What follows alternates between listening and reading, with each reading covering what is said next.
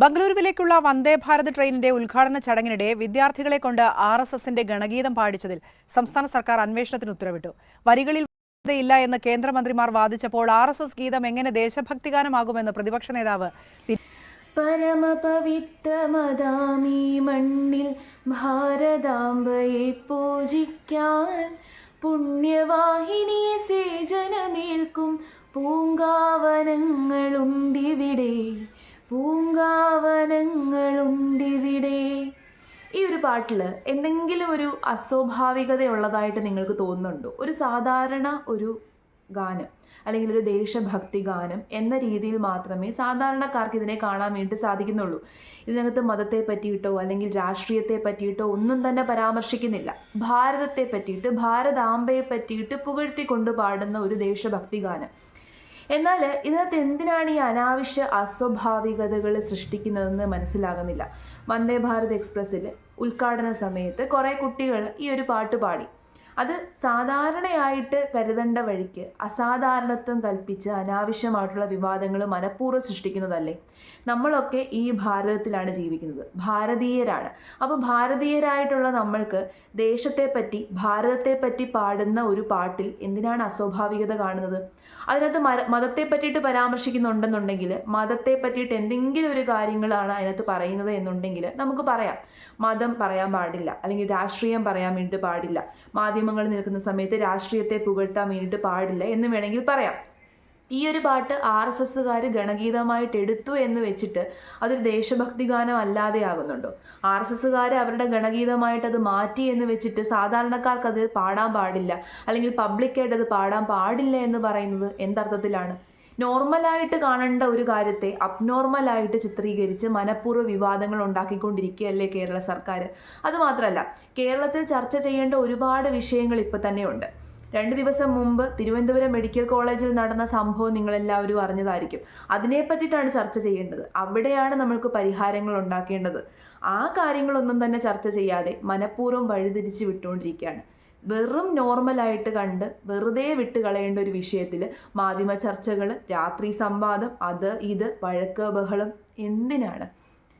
എനിക്ക് മനസ്സിലാവാത്തത്, ഭാരതീയരായിട്ടുള്ള പലർക്കും ഭാരതത്തെ പറ്റിയിട്ടോ അല്ലെങ്കിൽ നമ്മുടെ ദേശത്തെ പറ്റിയിട്ട് പുകഴ്ത്തിക്കൊണ്ട് പാട്ട് പാടുമ്പോഴേക്കും അത് ഉടനെ RSSന്റെ ആകും, അല്ലെങ്കിൽ BJPയുടെ ആകും.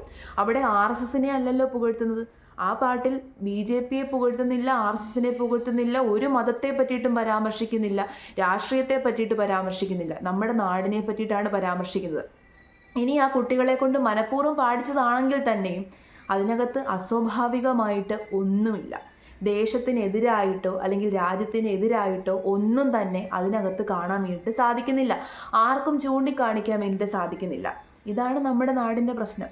നാടിനെ പറ്റിയിട്ട് പറയുമ്പോൾ വിഷയമാണ്, പക്ഷേ അന്യനാടുകളെ പറ്റിയിട്ടും അവിടെ നടക്കുന്ന സംഭവങ്ങളെ പറ്റിയിട്ടും അതിനെ പറ്റിയിട്ടും ആ ദേശത്തെ പറ്റിയിട്ടും മതത്തെ പറ്റിയിട്ടും ഒക്കെ പറഞ്ഞ് മതം തന്നെ എടുത്തു വെച്ചിട്ട് വലിയ വലിയ പരാമർശങ്ങൾ നടത്തുന്നതിൽ വിഷയമില്ല. മതത്തെ കുറ്റം പറഞ്ഞ് അല്ലെങ്കിൽ മറ്റ് മതസ്ഥരെ കുറ്റം പറഞ്ഞ് അവരെ അനാവശ്യമായിട്ട് വൃത്തികേടുകൾ പറഞ്ഞ് ചിത്രീകരിച്ച് അങ്ങനെയൊക്കെ പറയുന്നതിൽ നമ്മുടെ നാട്ടിൽ വിഷയമില്ല. ദേശഭക്തി ഗാനം പാടിയതാണ് വിഷയം. ഇത്തരത്തിലുള്ള അനാവശ്യമായിട്ടുള്ള വിവാദങ്ങൾ ഉണ്ടാക്കുന്നവരെയാണ് ശരിക്കും പറഞ്ഞു കഴിഞ്ഞാൽ നമ്മൾ തിരിച്ചറിയേണ്ടത്. ഞാനൊരു സാധാരണക്കാരിയാണ്. എന്നെ സംബന്ധിച്ചിടത്തോളം എനിക്കിത് സാധാരണ പാട്ടാണ്. ഞാൻ ആ പാട്ട് ത്രൂ ഔട്ട് ഫുൾ ആദ്യം മുതൽ അവസാനം വരെ എടുത്ത് കേട്ട് നോക്കി. അതിനകത്ത് ഒരു അനാവശ്യവും ഇല്ല. ആ പാട്ടിൽ ഒരു അനാവശ്യമായിട്ടുള്ള വരികളും ഇല്ല. എൻ്റർലി നമ്മുടെ ഇന്ത്യയെ പറ്റിയിട്ട് പുകഴ്ത്തിക്കൊണ്ട് ഇന്ത്യയിലുള്ള കാര്യങ്ങളെ പറ്റിയിട്ട് മാത്രമാണ് പറയുന്നത്. പക്ഷേ ഇന്ത്യക്കാരായിട്ടുള്ള പലർക്കും അത് പ്രശ്നമാണ്.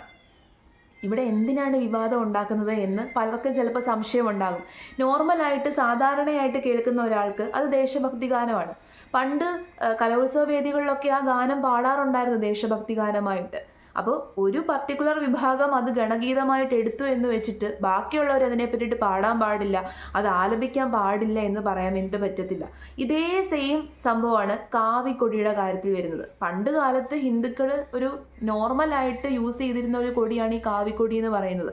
അത് ഒരു പർട്ടിക്കുലർ രാഷ്ട്രീയ വിഭാഗം അതെടുത്ത് അവരുടെ രാഷ്ട്രീയ കൊടിയായിട്ട് മാറ്റി എന്ന് വെച്ചിട്ട് ബാക്കിയുള്ളവർ അമ്പലത്തിൽ ആ കൊടി തൂക്കാൻ പാടില്ല, അല്ലെന്നുണ്ടെങ്കിൽ ആ കൊടി ഒരു രീതിയിലും ഉത്സവങ്ങളിലോ ഒന്നിലും പങ്കെടുപ്പിക്കാൻ പാടില്ല എന്ന് പറഞ്ഞ് ഒരു വിവാദം ഉണ്ടാക്കുന്നു. അപ്പോൾ ഈ അനാവശ്യമായിട്ടുള്ള വിവാദങ്ങൾ ക്രിയേറ്റ് ചെയ്യുന്നവർ അവരുടെ രാഷ്ട്രീയ താല്പര്യങ്ങൾക്ക് വേണ്ടിയിട്ട് മനഃപൂർവ്വം പ്രശ്നങ്ങൾ ഉണ്ടാക്കുകയാണ്. അല്ലെന്നുണ്ടെങ്കിൽ അവരുടെ കഴിവുകേടുകൾ എടുത്ത് ചർച്ച ചെയ്യാതെ ഇരിക്കാൻ വേണ്ടിയിട്ട് മനഃപൂർവ്വം വഴി തിരിച്ച് വിടുകയാണ് എന്നുള്ളത് നമ്മൾ സാധാരണക്കാർ മനസ്സിലാക്കുക.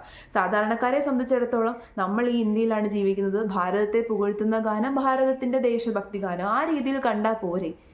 ആ രീതിയിൽ കണ്ടു കഴിഞ്ഞാൽ ഈ വിവാദങ്ങളും പ്രശ്നങ്ങളും ഒന്നും ഉണ്ടാവില്ല.